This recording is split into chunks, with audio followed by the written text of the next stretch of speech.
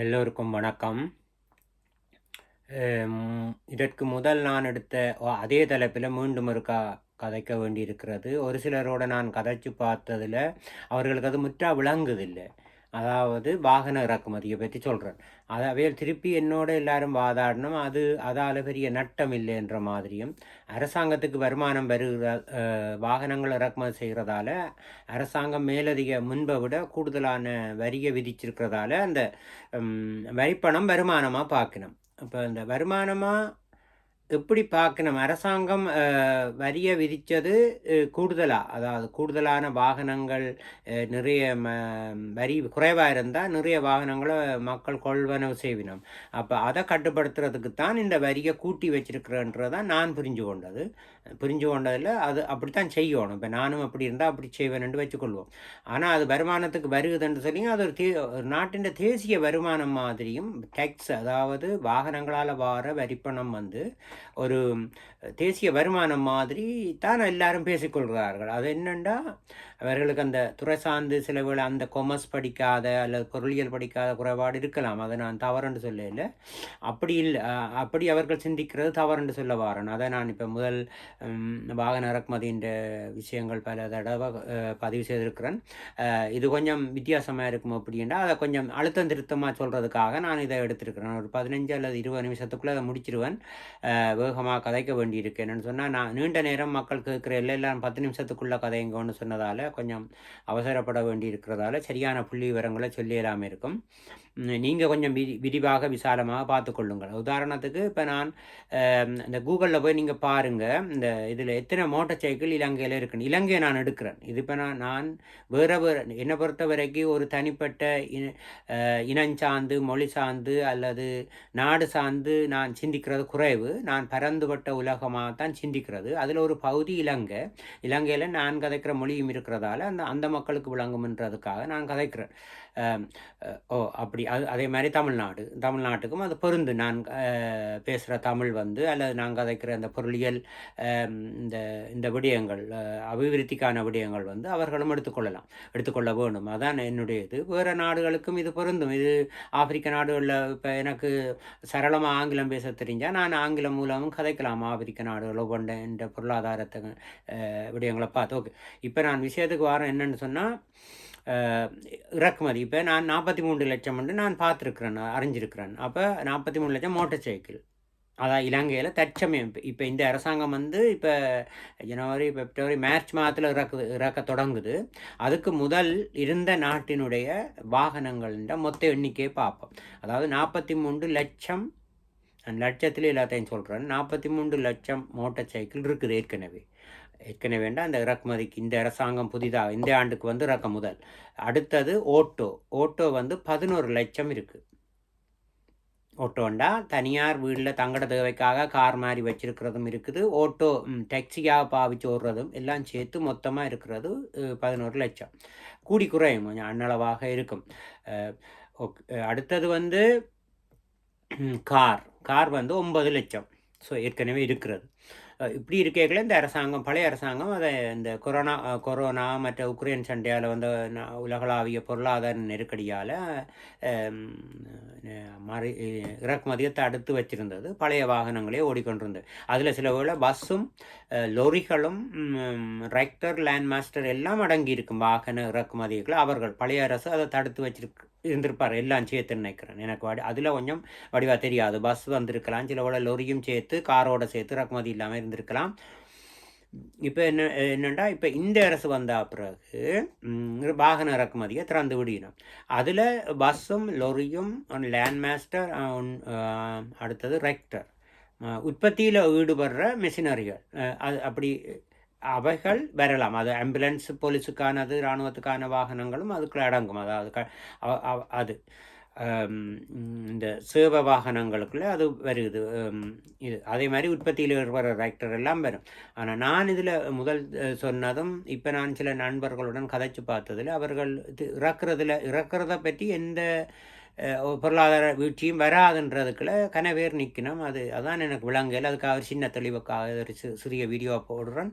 என்னென்னா, இப்போ நான் சொல்லிட்டேன் அந்த அளவு எவ்வளவு இருக்குண்டு. இப்போ அதை நான் எப்படி பார்க்குறேன்னு, அந்த 3 தான் இறக்குமதி செய்ய வேணாமன்றேன் நான்.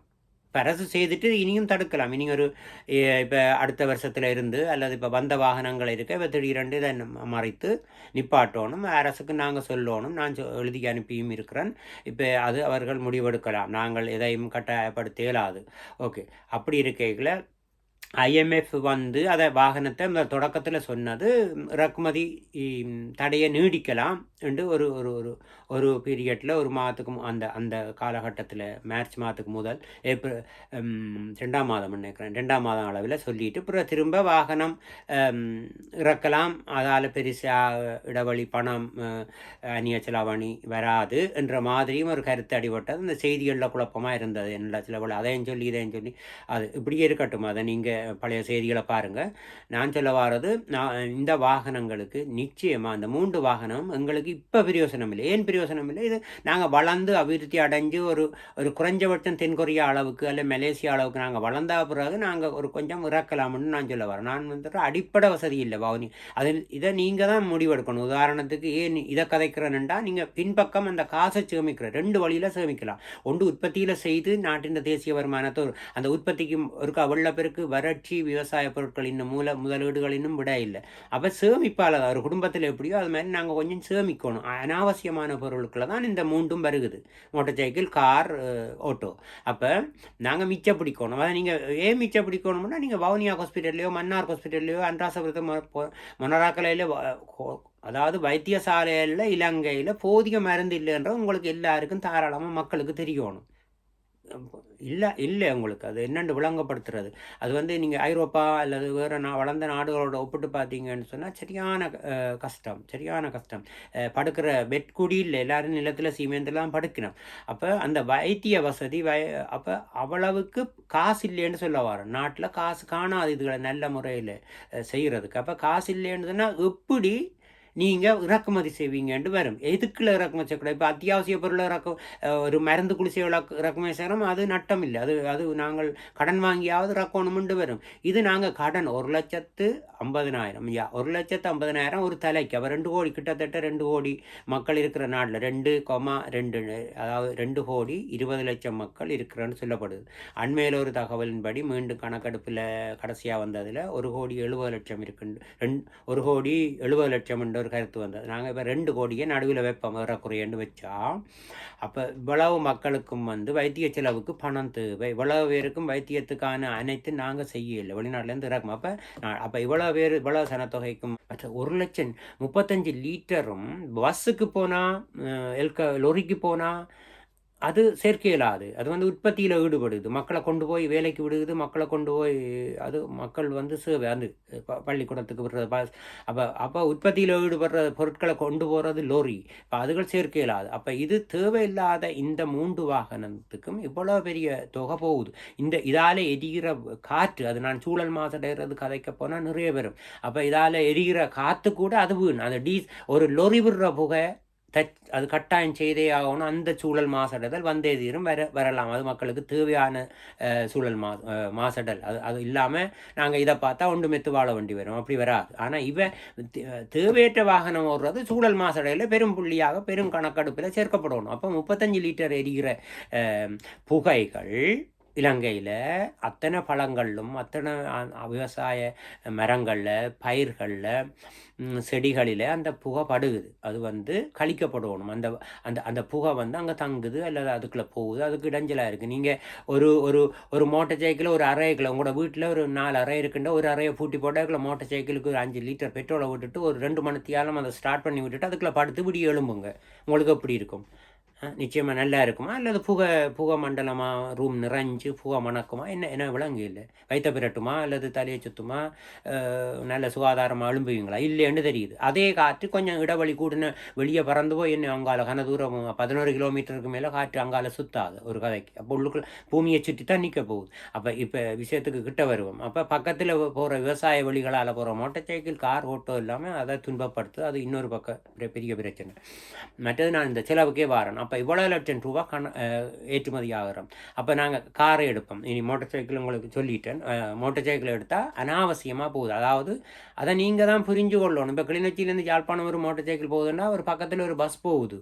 உங்களுக்கு நீங்கள் ஒரு அரை மணித்தியாலம் தான் முதலே போய் சேருவீங்க. உங்களுக்கு சௌகரியமாக இருக்கும், அல்லது தனியாக ஒரு போகிறது சுதந்திரமாக இருக்கலாம்னு எடுக்கலாம். அப்படி நீங்கள் எல்லாத்தையும் பார்க்கலாம். நீங்கள் பூமியோட மக்களோட சேர்ந்து தான் வாழ்கிறீங்க. அப்போ நீங்கள் அப்படின்னா நீங்கள் தனித்தனி மோட்டார் சைக்கிள் தனியாக வாங்கினா சுதந்திரம் சுகம்னு சொன்னால் நீங்கள் தனியாக ஹாஸ்பிட்டல் கட்டிட்டு அதுக்கு ஒரு வைத்தியரை போட்டுட்டு நீங்கள் வைத்தியத்துக்கு போங்க. நீங்கள் அங்கே போய் கட்டில் பக்கத்தில் ஆக்கள் கிடக்கிற இடத்துல நீங்கள் படுக்காதீங்க.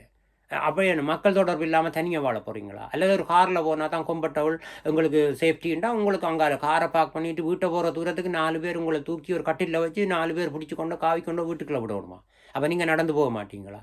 அதனை காரில் போனால் தானே நீங்கள் கார் இப்போ உதாரணத்துக்கு ஐரோப்பாவில் கார் ஒரு தேவைக்காக பாவிக்கணுமே, பெரிய மரியாதை கௌரவம் அது இதுண்டெல்லாம் ஒன்றும் இல்லை. அதில் அது அறிவு சிந்தனை வரைக்கும் அது இல்லை. அது நான் எதுக்கு சொல்கிறேன், வச்சிருக்கக்கூடாதுன்னு சொல்லி இல்லை. இவ்வளோ பெரிய கடனில் இவ்வளோ பெரிய சுமையில் வந்தால் பிறகு நாங்கள் அதை குறைக்கணும். அரசாங்கம் இறக்குமதி செய்தாலும் நாங்கள் வாங்குறதையும் குறைக்கலாம். அதில் அரசாங்கம் தான் கட்டுப்படுத்தணும். சில ஆசைகளை அரசாங்கம் கட்டுப்படுத்தணும், சில ஆசைகளை நீங்களாகவே கட்டுப்படுத்தி. அப்போ நீங்கள் நாட்டுக்காக சிந்திப்பீங்களா? ஒரு காரை வாங்காமல் இந்த நாட்டுக்காக நாங்கள் ஒரு கோழி பண்ணையை போடுவோம் அந்த காசுக்குன்னு சிந்திப்பிக்கலாண்டா? இல்லை உங்கள்கிட்ட வசதி இருக்குது, நாங்கள் கோழி பண்ணையும் போடுவோம் காரும் போடுவோம்னு வாதாடுவினோம். அப்போ நான் என்ன சொல்கிறேன்டா, ஒரு அரசாங்க உத்தியோகத்தில் இருக்கிறீங்க நீங்கள், எந்த நாளுமே ஒரு நாளுமே இந்த நாட்டுக்கு ஒரு விவசாயம் தான் உற்பத்தி, மீன்பிடி தான் உற்பத்தி. நீங்கள் உற்பத்தியில் தொடர்பு இல்லாத ஒரு வேலையை செய்வீங்க. அது அரசாங்க உத்தியோகத்தில் தேவையான வேலை தான் இருக்கு, இல்லைன்னு நான் சொல்லல. அந்த தேவைக்கு நீங்கள் ஒரு வாகனம் பஸ்ஸில் போய் வரலாம், சைக்கிளில் போய் வரலாம். நீங்கள் கார் கட்டாயம் வச்சுருக்கணுமுண்டு இல்லை. ஏன் இறக்குமதி செய்யணுமுண்டா அதை நீங்களே சொல்லலாம், அரசுக்கு எங்களுக்கு இறக்குமதி செய்ய வேணாமுண்டு, அல்ல வாங்காமல் விடலாம். அப்போ அந்த காரால் உங்களுக்கு உற்பத்தி என்ன, பெட்ரோலையும் செலவழிக்கிறீங்க, ஜப்பானுக்கும் கொடுத்துட்டீங்க. உங்களுக்கு நீங்கள் நல்ல உஷாராக சந்தோஷமாக போகிறீங்க. என்னை பொறுத்தவரையில் நான் ஒரு கார் கண்டி ரோட்டில் ஓடிக்கொண்டிருக்கோம்டா, இவர் இந்த காருக்கு ஒரு கோடி ரூபான்னு சொன்னால் நிச்சயமாக நான் கேட்டேன். 200 ரூபா ஒரு கோழி குஞ்சு விற்குது. முட்டையை நாங்கள் வேறு நாட்டிலேருந்து இறக்குமதி செய்கிறோம். ஒரு கோழி பண்ணை போடுறதுக்கு நான் ஒரு ஆளோட கேட்ட இடத்துல 50-60 லட்சம் ரூபா, அதான் அடிப்படையாக கார் இறக்குமதி என்று முதல் சொல்லப்பட்டது. 50 லட்சம் ரூபா தான் கார் இறக்குமதி செய்வோம். ஆனால் இன்றைக்கு அதை 1 கோடி கடந்தும் வருகுதுன்னு நான் அறிஞ்சிருக்கிறேன். சரியான இது தெரியாது. கதவாக்கில் மக்கள் சொல்கிறதுல 1 கோடி ரூபாவுக்கு மேலதிக பெறுமதியான காரும் இறக்குமதி செய்யப்படுதுன்னு வச்சுக்கொள்ளும். அப்படி நடக்குது.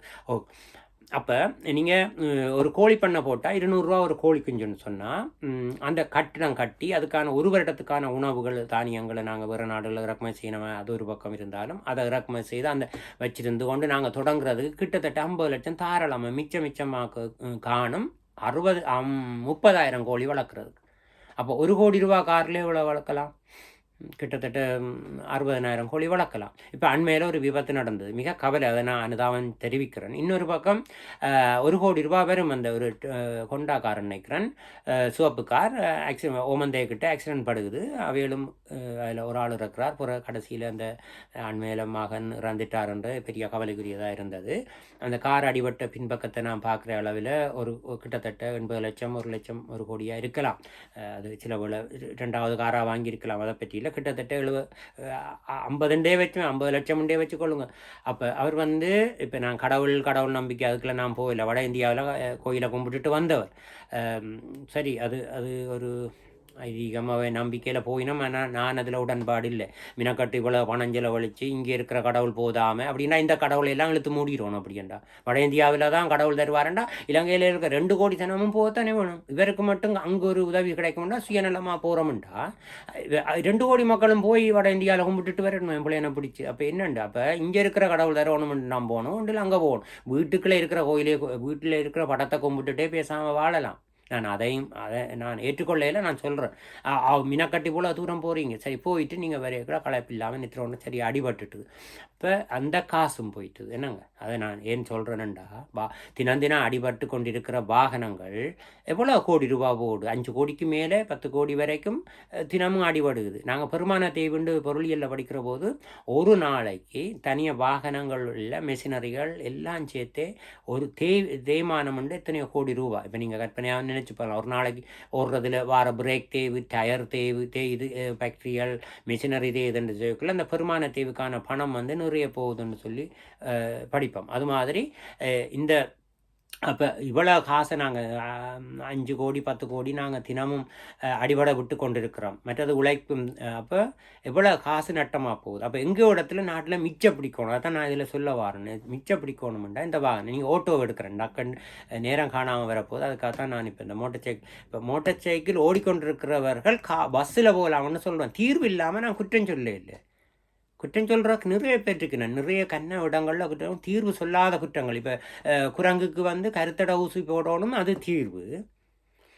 ஆனால் குரங்கடிக்குது அதுக்கு ஒரு நடவடிக்கைண்டா என்ன நடவடிக்கை? எங்கே வெளிநாட்டுக்கு பிடிச்சி விற்கிறதா? அப்போ நீங்கள் அது வெளிநாட்டுக்கு காட்டி என்ன செய்கிறது? சுட்டு தள்ளுறதா? ஒரு நாளும் அப்படி செய்யலாது. அப்போ நீங்கள் வந்து இது கருத்தடை ஊசி தான் போடலாம். யானைக்கும் அதுதான் செய்யணும் 50%, இதுக்கும் செய்யணும். அதில் யானையே கருத்தடை போடாட்டி அதுகளை மயக்க ஊசி அடித்து ஆமி ட்ரக்கில் ஏற்றி கொண்டு போய் வில்பத்துக்காடு யாழை மற்றது இன்னும் 2 வில்வத்து காடுகள் இருக்குது முக்கியமாக அங்கே அம்பாந்தோட்டை மாவட்டத்தில். ஸோ அப்படியான இடத்துக்கு கொண்டு விடணும். இது அது மாதிரி தீர்வு. நான் இந்த விஷயத்துக்கு திரும்பிய வாரன். இப்போ மோட்டார் சைக்கிள் காரில் நான் கிளிநொச்சியிலேருந்து யாழ்ப்பாணம் போகிறோம் பஸ்ஸில் போகலாம்னு சொல்கிறேன். ஒரு ஒரு அவசரத்துக்கு கொண்டு போகலாம். சரி, இல்லை சைக்கிள் வந்து இவர் கிளிநொச்சியை சுற்றி இருக்கிற ஒரு 5 மைல் சுற்றளவுக்காரர் கிளிநொச்சி டவுனுக்கு சைக்கிளில் வரலாம். வவுனியாவில் இருக்கிறவரும் வரலாம். கொழும்பில் இருக்கிறவர்கள் நிறைய சைக்கிள் பாவிக்கணும். அதை நான் தனியாக ஒரு இது கட்டுரை ஒன்று எழுதியிருக்கிறேன். கம்பகா கொழும்பை முன்மாதிரியாக வச்சு ஒவ்வொரு ஞாயிற்றுக்கிழமை மாதத்தில் வர ஒரு ஞாயிறில் தொடங்கி பார்க்கணும். அப்புறம் அடுத்தடுத்த 4 ஞாயிறும் வந்து ஓட்டோவும் மோட்டார் சைக்கிளும் காரும் ஓடியலாது. பஸ் மட்டும் சைக்கிள் தாராளமாக. ஆனால் சிடிபிட்ட சிறிய பஸ் ஒவ்வொரு ஏரியாவிலும் ஒரு 20 அல்லது ஒரு 50 பஸ் உண்டு.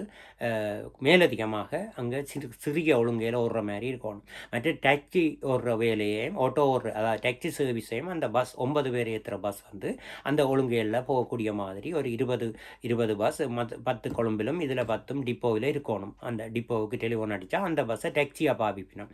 அவசரம், அதாவது ஒரு சாமத்தில் ஒரு 3 மணிக்கு. அதுக்கு ஆம்புலன்ஸ் இருக்குது. ஆம்புலன்ஸ் காணாதுன்றபடியாக சொல்கிறேன். ஆம்புலன்ஸ் உடனே வராதுன்றபடியாக உடனே அந்த டாக்ஸியில் தான் ஹாஸ்பிட்டலுக்கு போகணுமெண்டா. அதில் வேண்ட அம்மா வந்து கொழும்பில் அவர் இருக்கிறார், அம்மா கம்பகாவில் இறந்துட்டாண்டா உடனடியாக போகணும் இரவு 2 மணிக்குன்னு சொன்னால் பஸ் சர்வீஸ் கொஞ்சம் 1 மணி நேரத்துக்கு கொண்டு வர மாதிரி இருந்தால் இவர் உடனே போகணுமெண்டா அந்த டாக்ஸி சிடிபிட்டே இருக்கிற டாக்ஸியை பிடிச்சி போகிறார். அது எல்லாம் ஈஸி. நீங்கள் சிந்திச்சா எல்லாம் விரிவாக வரும். ஸோ அடுத்து நான் காருக்கு வரேன். காரில் தான் இப்போ அடிபட்டார், அந்த கார் போன கதை சொன்னேன். அது மாதிரி நிறைய கார் ஓடுறது உங்களுக்கு இல்லை. உங்களோட வசதி இருந்தால் போல கார் வாங்கணும் இல்லை. என்னட்ட காசு இருக்குன்னு நான் வாங்குவேன். இந்த தத்துவம் பிள்ளை. நீங்கள் வந்து அது வந்து அப்படின்டா நீங்கள் காசு இருக்குண்டா நீங்கள் விமானம் வாங்கி வைக்கணும். விமானத்தளங்களும் 100 ஏக்கர் காணி வாங்கி நீங்கள் விமானத்தளம் போட்டு விமானம் கொண்டு வாங்கி வைங்க. நாங்கள் விடுவோமோ? விவசாயம் செய்கிற நிலத்தில் நீங்கள் ஒவ்வொருத்தரும் விமான நிலையம் கட்டினா நீங்கள் எல்லாரும் 1000 கோடிக்கு அதிபதிகள் வைங்க. முந்தைய 80ஆம் ஆண்டு டாட்டா இருந்த வருமதின்னு வைங்க.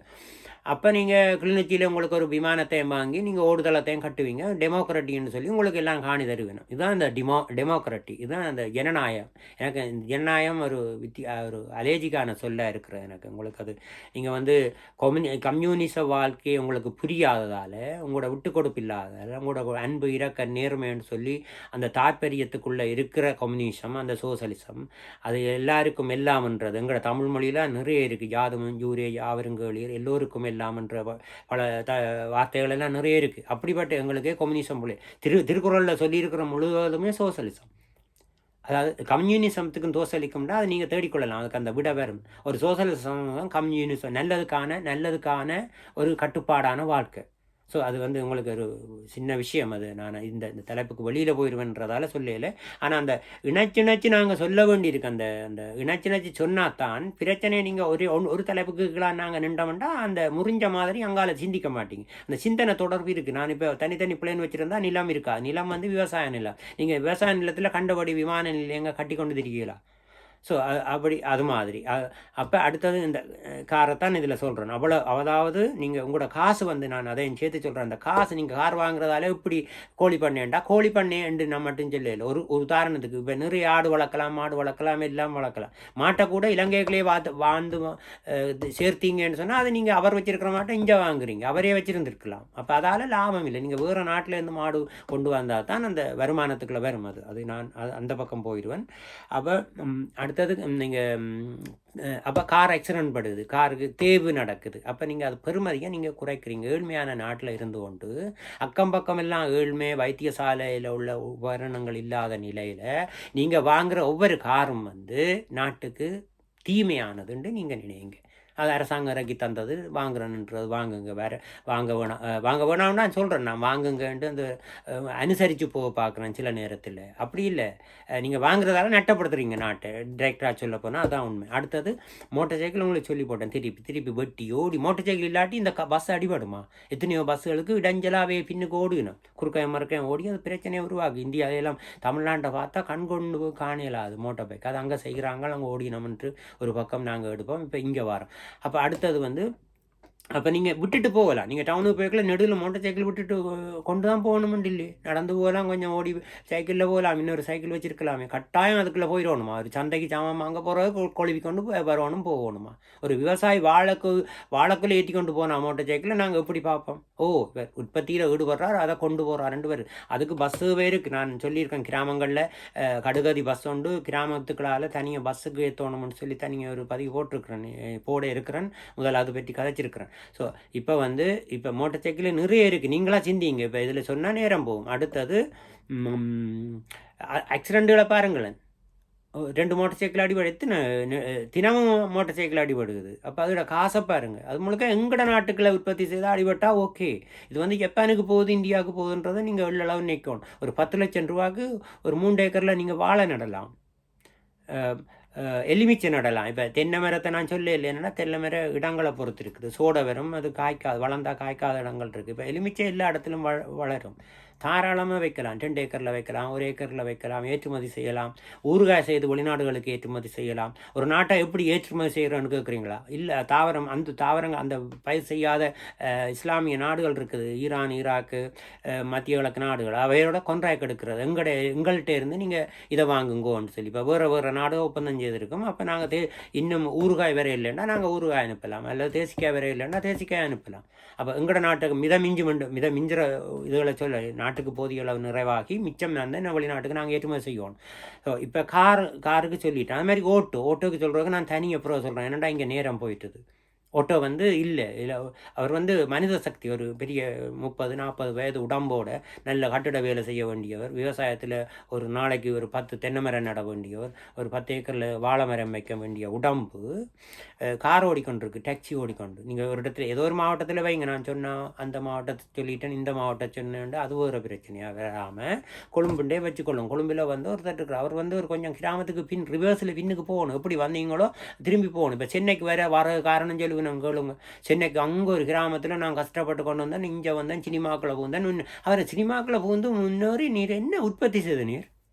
ஏதோ சினிமாக்களை வந்து இப்போ உங்களுக்கு சினிமாவுக்குள்ளே வந்துட்டேன், அதான் வந்துட்டேன், நான் இந்த நிலைக்கு இந்த அளவில் வந்துட்டேன். அவர்கிட்ட பார்த்த நன்மையில் ஒரு பெரிய வீடு கட்டியிருக்கிறார், முழுக்கவே கல் பதிச்சு வச்சிருக்கிறார், 100 மரம் நட வேண்டிய இடம், ஒரு அளவான வீட்டை மேல் மாடியாக கட்டி போட்டு என்னத்துக்கு நீங்கள் எந்த பெரிய இடத்தை பிடிச்சி வீடு சரி. அப்போ நீங்கள் வந்து கிராமத்தில், அப்போ அது மாதிரி கிராமத்துக்கு திரும்பி போகணும். கொழும்பில் இருக்கிறவர் வந்து குறைக்கணும் தங்களோட ஓட்டோ வேலையை. ஒருவர்கிட்ட இருந்து ஒருவர் காசை வாங்குறது உழைப்பில்லை, அது உற்பத்தி இல்லை. என்ன உற்பத்தி செய்யணும்? 8000 பேர் ஓடினோம் கொழும்பு கம்பகாவை எடுத்தால். அதில் ஒரு புள்ளிவரம் பிள்ளையா சொல்கிறேன்னோ தெரியாது, இலங்கை முழுவதும் கூட ஓடினோம். அப்போ அந்த 8000 பேருன்னு சொன்னால் அவ்வளோ பேருக்குமான அவர் அண்டையை சாப்பிட்றார். 8000 பேர் டாக்ஸி ஓடுறாங்க, சாப்பிடணும். எங்கே இருந்து சாப்பிடணும்? எந்த உற்பத்தியை முடிக்கணும், இல்லாமல் பண்ணிடணும். உற்பத்தி வந்து மக்களுக்கு போகாமல் போகுது, ஆனால் அவர் உற்பத்தி செய்யலை. அப்போ அவர் வந்து அதில் இருந்து இங்கே கொண்டு போகணும்னு சொல்கிறார். அப்போ மனித சக்தியும் பாவிக்கப்படவில்லை. ஸோ அது ஓட்டோக்களை நிறைய சொல்லி கொண்டு போகலாம். அதுக்கு நான் ஒரு வரைபண்டும் வச்சிருக்கிறேன் நிறைய, அது அரசுக்கு அனுப்பணும். குறிப்பிட்ட நாளில் இவையில் ஓடக்கூடாது. அது முதல் ஒரு நாளைக்கு ஓட்டோ மட்டும் ஓடக்கூடாது, மற்ற மோட்டார் சைக்கிளும் காரும் இருக்கலாம்னு வரும். பிறகு மூண்டும் ஓடாமல் ஒரு ஞாயிற்றுக்கிழமை தயார். அது வவுனியா மாவட்டத்திலேயோ மன்னார் மாவட்டத்திலேயோ கொழும்பிலேயோ அண்டாசபுரத்திலேயோ செய்து பார்க்கணும், அரசு செய்யணும். நான் அதுக்கான வரைவை முழுவாக என்னென்ன அந்த எப்படி சட்ட ரீதி அதுகளை எப்படி செய்யலாம் செய்யலாம்ன்ற கொஞ்சம் விரிவாக சொல்லணும், நீங்களே விரிவாக பார்க்கலாம். அப்போ சைக்கிள் ஓடும், பஸ்ஸு தான் ஓடும். அப்போ ஒரு ஆக்சிடெண்ட்டுகளும் இருக்காது, குறைவாக இருக்கும், நேரத்துக்கும் போய் சேர்ந்துடணும், பாதையும் ஃப்ரீயாக இருக்கும், சைக்கிள் நல்ல வேகமாக போயிடும். 3 கிலோமீட்டர் ஒரு சின்ன தூரம். அப்போ 3 கிலோமீட்டருக்கு வந்து டாக்ஸியிலும் ஓட்டோவிலும் போய்க்கொண்டு மோட்டர் சைக்கிளும் போய்க்கொண்டு, மற்றது சொன்ன ஓட்டோ, கார், மோட்டர் பைக். காரையும் சொல்லிட்டேன், ஓட்டோவும் இதுதான். அதை வந்து நீங்கள் இப்போ நான் வேகமாக கதைச்சிருக்கிறேன்னு புரிஞ்சு கொள்ளுங்க, கொஞ்சம் ஆறுதலாக தெளிவாக கதைக்க இல்லையான்றது உங்கள்கிட்ட இருக்கும், ஆனால் அது நீண்ட நேரத்தை எடுக்கும். அப்போ ஓட்டோ வந்து தேஞ்சு அடிபட்டு உற்பத்தியும் இல்லாத ஒரு துறையாக இருக்குது. பள்ளிக்கூட பிள்ளைகள் பாதுகாப்பு இல்லை. அதாவது இந்த ஜாயிண்ட்டை பாருங்கள், ஆட்டோவில் போனால் பிள்ளை பாதுகாப்பாக போயிடும், நான் விளங்கி கொள்கிறேன். நான் ஓட வேணாம்னு சொன்னால் சரி, பிள்ளை சைக்கிளில் போனால் சைக்கிளில் அடிபடுமான் இருக்குது. அப்போ 3 வாகனம் இல்லாமல் இருந்தால் அடிபட சான்ஸ் இல்லை. பஸ் ஆக்களுக்கு இங்கே எல்லாம் ஐரோப்பாவில் 1.5 மீட்டர் சைக்கிள் வந்தால் 1.5 மீட்டர் தள்ளி தான் அவையில் ஓடணும். சைக்கிளை கண்டாலே வாகனம் மிக கவனம் எடுக்கணும், பேலன்ஸில் ஓடுறது. பேலன்ஸில் ஓடையக்குள்ள தட்டு தவறி கீழே விழும். அந்த விழுகிற தூரத்தோட அந்த ஆள் விழுகிற தூரத்துக்கு சேர்த்து வாகனம் கவனமாக இருக்கணும். ஒரு பெரிய லொரி போகிறதாக நினச்சி நீங்கள் அதை விலத்தோணுமே தவிர சைக்கிள் போதுண்டு நீங்கள் சிம்பிளாக ஓடியலாது. அதான் உங்களோட அனுமதி பத்திரம், சாரதி பத்திரம் இப்படியே கொண்டு தொடர்ந்து போயிருக்குது. சும்மா தூக்கி கொடுக்கலாது. சிடிபிக்கு ஒரு ஆள் எடுக்கணும்னா 28 வயதுக்கு மேலே தான் எடுக்கணும், சும்மா 23 வயது படிக்கணும் எடுக்கலாம் நீங்கள். அது மாதிரி லைசன்ஸ் கொடுக்கறதும் 18 அது சட்டம் மாற்றணும். 22 வயதில் தான் லைசன்ஸ் எடுக்கலாம்ன்ட்டு வரணும். கடுமையான இறுக்கமான முறையெல்லாம் லைசன்ஸ் கொடுக்கணும். எடுத்த வாரம் எடுத்தான் சும்மா கொடுக்கலாது. ஸோ இந்த பகுதிக்குள்ளே நிற்கிறோம்னு வச்சேன். இந்த விஷயத்தை இல்லை நான் இப்போ கதைக்கிறேன். இப்போ மாதிரி வேறு துறைகளில் எவ்வளோ விஷயம் இருக்குது. இப்போ இதுக்கு எல்லாம் பொதுவாக என்ன செய்யணும்னா, நாங்கள் நிறைய வாசிக்கணும், சிந்திக்கணும். பொருளியல் நோக்கு புத்தகத்தை எடுத்து நீங்கள் வாசிங்க. சயின்ஸ் படித்த நீங்கள் எல்லாரும் பொருளியல் இப்போ வருதோ தெரியாது, மார்க்கம் ஒரு சஞ்சிகை வந்தது, பொருளியல் நோக்குண்டு வந்தது. எக்கனாமிக்ஸ் இதுக்கு நீங்கள் ஒரு தனியார் ஒரு பேராசிரியரை வச்சு நீங்கள் டியூஷனுக்கு போகலாம். 50 வயதுன்னு போகலாம், 40 வயது. இந்த எம்பிமார் எல்லாமே பொருளியல் பாடம் படிக்கிறதுக்கு தனியாக போகலாம் வகுப்படுத்து. எம்பிமார் வந்து எல்லாருமே பொருளியல் தெரியணும், அவைகளுக்கு தெரியாது, அவைகளுக்கு ஒன்றுமே தெரியாது. கணக்க விஷயங்களில் பிள்ளை ஒரு கதைக்கு அவை ஒரு குளம் நிறைஞ்சா பாராட்டி சொல்ல தெரியாது விவசாய நாட்டில். அல்லது இன்னும் எத்தனை குளம் கட்டலாம், அழகரையில் குடியேற விடக்கூடாது, மக்களை குளத்தை உயர்த்தணும்னு எல்லாம் இருக்குது. அப்போ அதெல்லாம் அறிகிறதுக்கு அறிவு வேணும். அப்போ பாம ஸ்கூலில் படிக்கணும், பாம ஸ்கூல் நிறைய கட்டணும். நிறைய கட்டுறதுக்கு என்ன காசு வேணும்.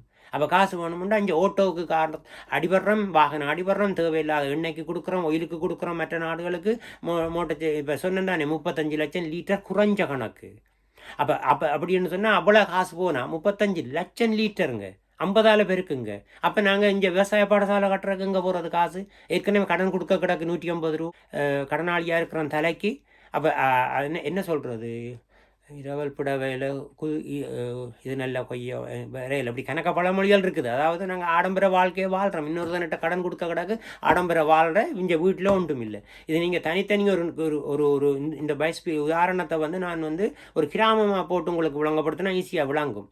அது நான் என்னுடைய வேறு பதிவுகளில் நீங்கள் பாருங்கள். இது கன நேரம் கதைச்சிட்டுன்னு நினைக்கிறேன், 20 நிமிஷம் வர போதோ தெரியல. நான் இதோட முடிக்கிறேன். மேற்கொண்டு நான் முடிஞ்ச வரைக்கும் 10 நிமிஷத்தில் கதைக்க விரும்புகிறேன். அடுத்த தலைப்புகள் எல்லாம் நிறைய இருக்குது எனக்கு. அந்த கிளீன் ஸ்ரீலங்கா விஷயத்துக்குள்ளே கணக்க செய்யலாம். நான் இதில் தமிழ் சிங்களம் என்று சொல்ல இல்லை, நான் இப்போ இருக்கிறேன். நான் ஒரு கொஞ்ச நாளில் ஒரு 10 வருஷத்தில் நான் இறந்துருவேன். அப்படி உங்களுக்கு தெரியும், ஒரு 85 வயதை போட்டு பார்த்தீங்கன்னா இத்தனை வருஷம் பூமியில் இருப்போம்ண்டு. அப்போ இருக்கைகளோட சிந்தனையை மற்றவரோட பகிர்றேன். அது வந்து ஒரு மனித உயிருக்கு தான் பகிர்றேன். தமிழ் மக்களுக்குண்டோ, தனியாக சிங்கள மக்களுக்குண்டோ, இலங்கைக்குண்டோ இல்லை. அப்போ இந்தியா எடுத்துக்கொள்ளணும், அதை நான் மொழிபெயர்த்து வேறு நாடுகளுக்கு கொடுக்கணும். அப்படி இருக்குது, நிறைய இருக்குது. உலகம் முழுக்க டாக்ஸி தேவையில்லை. இப்போ ஜெர்மனியில் எல்லாம் வந்து வேலையில் 10,000 பேருக்கு டாக்ஸி ஓடினோம்னு சொல்லணும். அந்த மனித சக்தி வந்து அங்கே அப்பள் தோட்டத்தில் நிறைய வேலை இருக்குது, அங்கே நிறைய க்ளீன் பண்ணுற வேலை இருக்குது, இப்படி வேறு வேலைகள் இருக்குது. இங்கே போக்குவரத்து எல்லாம் இலகுவாக இருக்குது. அது அந்த டிபார்ட்மெண்ட் ஒரு 10 டாக்ஸியை வச்சுருக்கலாம். சிடிபி வந்து ஒவ்வொரு மாவட்டம் 24 மாவட்டத்திலும் 10 டாக்ஸியை வச்சுருக்கணும். டாக்ஸின்ட்டா ஓட்டோவை வச்சுருக்கணும்னு வைப்போமே, அல்ல சரி 9 பேரை ஏற்றுற மினி பஸ் ஒன்று வச்சுருக்கணும். அது வந்து டிராவில் நைட் ஒரு அவசரத்துக்கு நீங்கள் அடித்தா டாக்ஸி ஓடலாம். ஸோ ஒரே கம்பெனி ஆக்கணும். மற்ற மனித சக்தியை நான் சேமிக்கிறேன். மற்ற ஆக்கள் எல்லாரும் சிதறி ஓடிக்கொண்டிருக்கிறா, விவசாயத்துக்கு தள்ளணும். அப்போ உங்களை விவசாயத்துக்கு அனுப்ப எனக்கு விருப்பம், எனக்கு அதுதான் செய்வேன், இதுதான். இந்த மாணவர் போராட்டம் செய்யணும் இல்லை, வேலை இல்லாமல் வேலை இருக்குல்ல. அங்கேயில் ரூ. 3000 வேலைக்கு பிடிக்க விவசாயிகள் கஷ்டம் இல்லை. நான் அதை தனிப்பிரிவாக கதைக்கலாம்னு இருக்கிறேன். தனியாக ஒரு பெரிய கதையாடல் இருக்குது அதுக்குள்ள. அது வந்து இப்போ கூலிக்கு ஆள் பிடிக்க நீங்கள் 1500 போய் நீங்கள் வேலை செய்யலாம் காசு இல்லாமல் இருந்தால். 1500 ஒரு நாளைக்கு 6 மணித்தியாலம் அல்லது 8 மணித்தியாலம் அல்லது 1000 நீங்கள் ஒரு 5 மணித்தியாலம் செய்து கொடுத்தா அந்த விவசாயி வந்து முன்னேறுவான். விவசாயி எங்கே எவ்வளோ முன்னேறா விவசாயி எவ்வளோ வளர்ந்து காணிகளில் மேலும் மேலும் வாழை தென்னை பேனை எல்லாமே போட்டு மரக்கறி ஆடு மாடு வளர்க்குறது பால் உற்பத்தி எல்லாம் விவசாயி செய்கிறான்டா அவன் முன்னேறணும், பணத்தில் முன்னேறணும். இப்போ முன்னேறான்டா அவர்கிட்ட அந்த சிக்கனம் இருக்கணும். இந்த கார் மோட்டார் சைக்கிள் இந்த முண்டையும் வாங்காமல் அவர் உற்பத்தியில் ஈடுபடணும். அப்போ அதுக்கு நீங்கள் போய் கொஞ்சம் காசுக்கும் வேலை செய்து கொடுக்கலாம். நீங்கள் கற்பனைக்கு சும்மா சொல்கிறேன். அவர்கிட்ட 500 வாங்கிட்டு 8 மணித்தியாலும் நீங்கள் நெல் வெட்டி கொடுத்துட்டு வாரீங்க. ஸோ உங்களுக்கு என்ன போயிடும்? இப்போ நீங்கள் சும்மா தானே வவுனியாலையோ கிளர்ச்சியிலையோ அல்லது எங்கள் கொழும்புலையோ இங்கே சும்மா தானே குந்திக்கிட்டு இருக்கிறீங்க அப்பாட சம்பளத்தில். அப்போ உங்களோட மனித சக்தியும் கூட வயதும் வீணாக போகுதல்ல. அப்போ நீங்கள் ஒரு கிராமத்தில் போய் வெட்டி கொடுக்குறதால அந்த குடும்பம் முன்னேறணும்னு நீங்கள் யோசிச்சா அது சரியான பிள்ளை. ஒரு விவசாய உற்பத்திக்கு நீங்கள் என்ன தான் செய்து கொடுத்தாலும் அது வந்து நாட்டு மக்களுக்கு அவர் இல்லை. 50 மூட்டை நெல் விளையுதுண்டா, இப்போ ஒரு 2 ஏக்கர் காணியில் 50 மூட்டை நெல்லை விளைவிக்கிறாருன்னு வச்சுக்கொள்வோம். அந்த இது 50 மூட்டையும் அவர் அந்த வருஷம் முழுக்க வச்சு சாப்பிட்றே இல்லையே. அவர் கடையில் கொடுக்குறார், கடையிலேருந்து கொழும்புக்கு வருது, கொழும்பில் வாங்கி சாப்பிட்றீங்க. அப்போ அரிசி அவர் செய்யாமல் விட்டால் ஒவ்வொரு விவசாயியும் இலங்கையில் நெல் செய்ய இல்லை. நெல் இருக்காதுங்க, அரிசி இருக்காதுங்க. என்ன இது என்ன 9 வயது பிள்ளைக்கு விளங்குற விஷயம் இல்லை. அப்போ நீங்கள் போய் குறைஞ்ச காசுக்கும் செய்து கொடுக்கலாம். நீங்கள் வேலை இருந்தால் நான் செய்ய சொல்ல இல்லை, வேலை இல்லைன்ட்டு நீங்கள் மாணவர் ஊர்வலம் வைக்கிறீங்க, உங்களுக்கு வராதுங்க. வேலை வந்து அந்த அளவுக்கு தான் இருக்கும். வவுனியா ஹாஸ்பிட்டலில் 20 டாக்டர்ண்டா இல்லை 15 டாக்டர்னா 15 தான் இருக்குது. உங்களை 100 போடலாம். 35 பிள்ளைக்கு ஒரு டீச்சர்ண்டா ஒரு டீச்சர் தான் போடலாம். எனவே நீங்கள் வந்து ஊர்வலம் வைக்கிறதோ வேலை இல்லைன்றதெல்லாம் உங்களை படிக்க வச்சதுக்காக உங்களை எப்படின்னா நாங்கள் முதலே அட்வான்ஸ் லெவல்லே உங்களை கழிச்சு விடணும், தட்டி விடணும். பாயிண்ட்ஸை பார்த்து கொஞ்சம் பேராக எடுக்க வேண்டி வரும். ஒரு கொஞ்சம் பேரை கூட எடுத்ததுக்காக நீங்கள் போராடுறீங்க, குற்றம் சொல்கிறீங்க அரசுகளை. எல்லாம் ஆறுண்டான் எங்கேண்டான் இந்தியாவிலேண்டான். ஸோ எனவே சிந்திக்கிறதுக்கு நிறைய வாசிக்கணும். தமிழ்துறை பேராசிரியர்களோட கட்டுரைகளை வாசிங்க. உங்களுக்கு வாசிங்கன்னு சொல்லலாம். அப்புறம் என்னத்தையும் எல்லாம் வாசிச்சிடுவீங்க. அப்புறம் நாங்கள் இதைத்தான் வாசிங்கன்னு சொல்ல வேண்டியிருக்கு. அப்புறம் இதையெல்லாம் வாசித்து ஒரு நல்ல முறைக்கு வந்தால் அப்புறம் நீங்கள் மற்றதுகளை வாசிங்க. அபிவிருத்தி அடைஞ்சா வாழ்க்கை தரம் உயர்ந்தா அப்புறம் அந்த எல்லை வரம்பு தெரியும் தானே. ஒரு ஒரு ஒரு எல்லை இருக்குது. $10,000 வேணும் ஒரு நாடு அபிவிருத்தி அடைஞ்ச நாடுன்ற கட்டடத்துக்கு வர பௌதிக வாழ்க்கை தர பண்பு சுட்டுன்னு இருக்குது.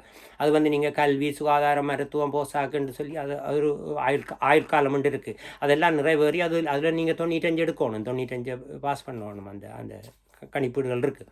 ஸோ எனவே வந்து நீங்கள் முதல்ல அறிவுகளை சிந்திக்கிறதன் மூலம்தான் நீங்கள் இந்த நான் சொன்ன இதுகளை புரிஞ்சு கொள்ளுவீங்க.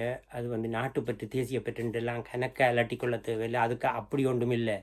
ஒரு குழந்தையோ ஒரு மனித உயிரோ பசிக்காகவோ மருந்துக்காகவோ கஷ்டப்படுதுன்றா அந்த கஷ்டத்தை உணர்றதுக்கு கணக்கை பெரிய சேவை அல்லது இதுன்று கணக்கை யோசிக்க தேவையில்லை. சின்ன யோசிங்க.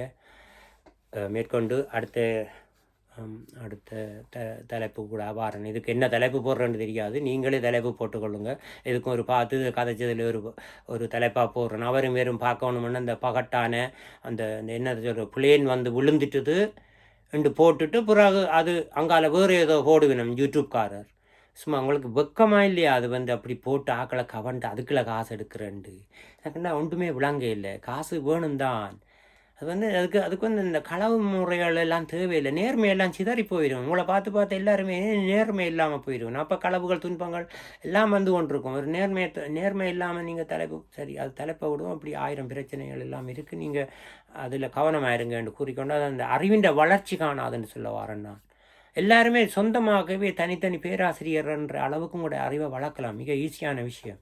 எதை தேர்ந்தெடுத்து நீங்கள் வாசிக்கிறீங்க, எப்படியான கருத்துக்களை நீங்கள் யூடியூப்லேயோ அல்லது இதுகளில் பார்க்குறீங்க, அப்படியான ஊடகங்களில் பார்க்குறீங்கன்றதுலேருந்து நீங்கள் வளருவீங்க. நான் நினைக்கல இது கண்ண நேரம் கதைச்சிட்டேன். மீண்டும் இதில் கொஞ்சம் சீரியஸான விஷயத்தை நான் கொஞ்சம் இலவுபடுத்தி சொன்னான்னு நினைக்கிறேன். நன்றி, வணக்கம். அடுத்த இதில் தனபாலன் தமிழோசை என்று நீங்கள் கேளுங்க, மற்றவருக்கும் கொடுங்க. இதில் பெருமதி இருந்தால் நீங்கள் கொடுக்கணும். கொடுக்காட்டி மனச்சாட்சி உங்களுக்கு உறுத்தணும். மனச்சாட்சி உறுத்த இல்லைன்னா உங்களுக்கு அன்பும் இல்லை இரக்கமும் இல்லைன்னு வருகுது. அப்போ உங்களோட அன்பையும் உங்களோட இரக்கத்தையும் நீங்கள் சோதித்து பார்க்கணும். அன்பும் இரக்கம் இருந்தால் தான் புத்தகம் வாசிப்பீங்க. இது எந்த பெரிய ஆராய்ச்சி இருக்குது எனக்கு அதுக்குள்ள. அன்பு நான் ஒரு அன்புண்டால் என்ன என்று கடிதம் எழுத வாழ்க்கை என்றால் என்ன அன்பென்றால் என்று கட்டுரை எழுதி நான் 20 வருஷத்துக்கு முதல் இன்னும் நான் ஒரு இடத்துக்கு அனுப்பவே இல்லை. அது கடைசியாக போய் அது மார்க்சியத்தில் முடியுது. ஆராய்ச்சி செய்கிறேன். அந்த அன்புண்டா என்ன வாழ்க்கைண்டா என்னன்ட்டு ஆராய்ச்சி செய்கிறேன். ஆராய்ச்சி செய்து செய்து ஒரு ஆளுக்கு கொடுக்கணும். அப்போ சோமாலியாவோ எத்தியோப்பியோ வறண்ட பூமிண்டா குளுமையான நாட்டில் ஜெர்மனியிலையோ சீனாவிலையோ இந்தியாவிலையோ அல்லது இங்கே விளையிற இடம்னா அங்கே கட்டாயம் கொடுக்கணும்ன்ற ஒரு பாயிண்ட் வருது. கட்டாயம் கொடுக்கணும். அல்லது இங்கே கொண்டு வந்து குடியேற்றணும். உங்களுக்கு என்னென்னு சொல்லுவீங்க? ஒரு சின்ன நாட்டுக்குள்ள அந்த மக்களை அடைச்சி கல் பூமியில் அடைச்சி வச்சுட்டு நீ பஞ்சம்னு சொல்லி கொண்டிருக்கிறது உங்களுக்கு என்ன குளுமையான நாடு இயற்கை உள்ள நாடு இருக்கும். அப்படி அதெல்லாம் இருக்குது. அப்போ அதில் நான் வாழ்க்கை என்றால் என்ன அன்புண்டானு எழுதி கொண்டு போக அங்கே வந்து முடியுது. மார்க்சியத்தில் முடியுது, சோசியலிசத்தில் முடியுது, கம்யூனிசத்தில் முடியுது. என்னென்னு சொன்னால் அதுதான் அந்த அது வாழ்க்கைன்ற முழு ரகசியம். வாழ்க்கையினுடைய என்ன சொல்கிறது, மனித குலம் வாழ்கிறதுக்கான அனைத்து தத்துவங்களும் அங்கே தான் போய் குவிஞ்சிட்டுது. ஏனெண்டா அறிவாளிகள் எல்லாம் அதுக்குள்ளே தான் போய் எழுதி அதைத்தான் பலப்படுத்தினவை. ஏனெண்டா பலப்படுத்தினோண்டா மார்க்சியம்ன்றது ஒரு கால் மார்க்ஸ் எழுதுனதோட முடிகிறதல்ல. அவர் தொடக்கி வச்சிருக்கிறார். எங்களோட கருத்துக்கள் சிந்தனைகள் அங்கே போய் கட்டுரையாளர்கள், ஆசிரியர்கள், எழுத்தாளர்கள் எல்லாம் அங்கே போயிருக்கிறார். அங்கே போய் அதுக்குள்ளே குமிஞ்சிருக்குது. அப்போ அங்கே தான் அறிவு இருக்குது. நீங்கள் முதலாளித்துவத்துக்குள்ளே நின்று தவண்டு ஒன்றுமே பண்ணலாதுங்க. அது நீங்கள் எல்லாருமே நாங்கள் சிந்திக்கணும். நன்றி, வணக்கம், அடுத்த சந்திப்போம்.